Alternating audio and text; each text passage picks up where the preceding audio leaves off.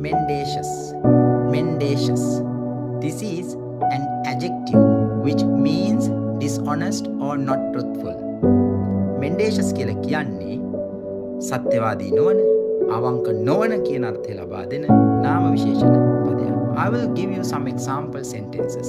Politician made mendacious statements during the interview. සම්මුඛ සාකච්ඡාව අතරතුර දේශපාලනඥයා සත්‍යවාදී නොවන ප්‍රකාශයන් කළා. mendacious statements. And we can get another example like don't trust mendacious rumors on social media. සමාජ මාධ්‍ය තුල යන mendacious rumors. rumor කියලා කියන්නේ කටකතාවටනේ.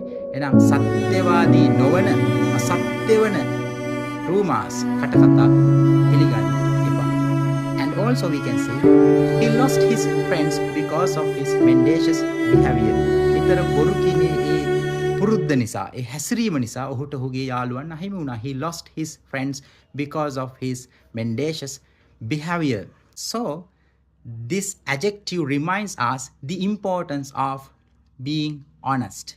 Therefore, it is always better to be honest and sincere.